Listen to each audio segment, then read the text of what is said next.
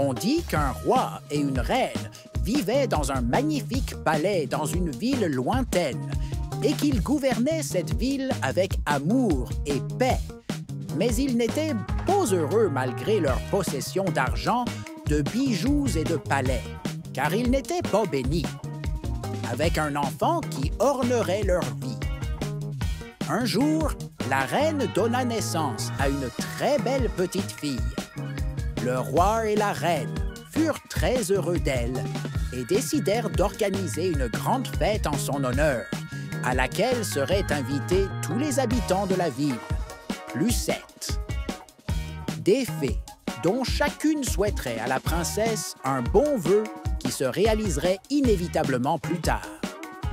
En effet, les tambours battaient, et tous les habitants de la ville étaient seuls présents, se réjouissant de la naissance de la belle princesse. Les 7 fées étaient assises à table, et le roi préparait pour chacune d'elles un plat d'or, tandis que la première d'entre elles commençait par souhaiter que la princesse soit belle comme un papillon. La deuxième fée souhaitait que cette princesse ait une voix douce comme celle d'un rossignol. Et la troisième fée souhaitait qu'elle joue la plus belle musique du monde, Existence, tandis que la quatrième fée souhaitait qu'elle soit une merveilleuse danseuse de ballet. Et la cinquième disait qu'elle souhaitait que la princesse ait un bon tempérament.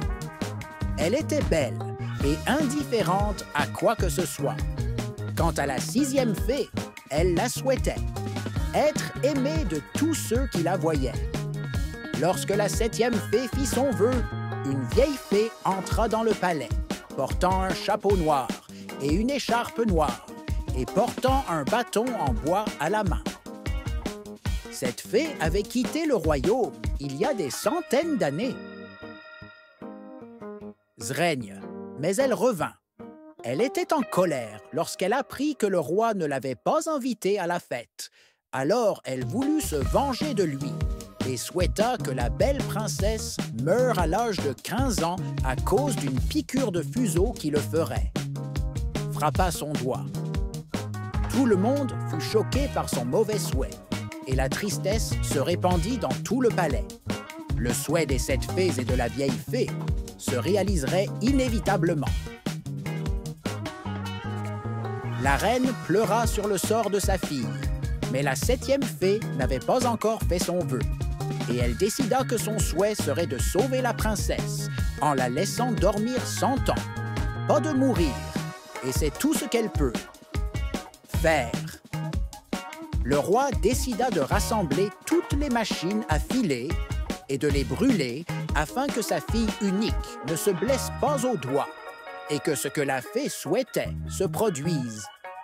Un jour, alors que la princesse avait 15 ans, elle se promenait dans la ville, loin des yeux de ses parents, et sa curiosité la fit monter et voir ce qu'elle contenait. Elle a vu une vieille femme filer la laine sur une machine qu'elle n'avait jamais vue auparavant. Alors, elle l'a saluée. Elle lui a demandé de lui présenter cette machine et de lui permettre de l'essayer. La fée, qui s'est déguisée en vieille femme et avait caché le fuseau en attendant ce moment, acquiesça. Dès que la princesse essaya d'essayer la machine, elle se piqua le doigt et tomba inconsciente, tombant dans un profond sommeil. Le roi et la reine apprirent ce qui s'était passé. Alors ils pleurèrent longtemps, mais ils n'eurent d'autre choix que de laisser cette princesse reposer en paix sur un lit décoré d'or pendant 100 ans, tandis que la bonne fée suggérait au roi qu'elle frappe sa baguette, afin que le roi, la reine et tout le monde dans le palais tombent également dans un profond sommeil, pour que la princesse ne panique pas lorsqu'elle se réveille et qu'elle soit seule. Le roi et la reine étaient d'accord avec ce que disait la fée. Ils n'avaient donc pas d'autre choix. Ce ne fut que quelques minutes avant que la fée pointât sa baguette et que tout le monde tomba dans un profond sommeil. Alors qu'elle pointait à nouveau, de grands et terrifiants arbres poussaient à l'intérieur et autour du palais. Afin de le protéger pendant cette période, les jours et les nuits passèrent.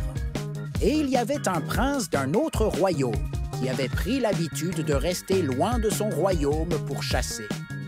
Une fois, le prince vit ce palais et sa curiosité éveillée, et il décida d'y entrer. S'intensifia lorsque son conseiller lui raconta l'histoire de la princesse à l'intérieur de ce palais. En effet, le prince saisit son épée et commença à abattre les arbres qui grimpaient autour et à l'intérieur, malgré la difficulté de le faire, jusqu'à atteindre l'intérieur du palais et voir les scènes sur lesquelles la vie s'était arrêtée. Il vit les gardes se tenir aux portes comme des planches de bois, et il vit les serviteurs préparer à manger dans la cuisine, et ils se figèrent dans cet état. Le prince continua de marcher jusqu'à atteindre la princesse qui dormait depuis de nombreuses années. Il lui caressa les cheveux. Elle se réveilla étonnée, et la vie se répandit à nouveau dans tout le palais. Le roi et la reine voulaient, eux, que la vie revienne à la normale. Alors, ils remercièrent le courageux prince. Et ce soir-là, ils organisèrent une grande fête pour célébrer le réveil de la princesse et son mariage avec le brave prince.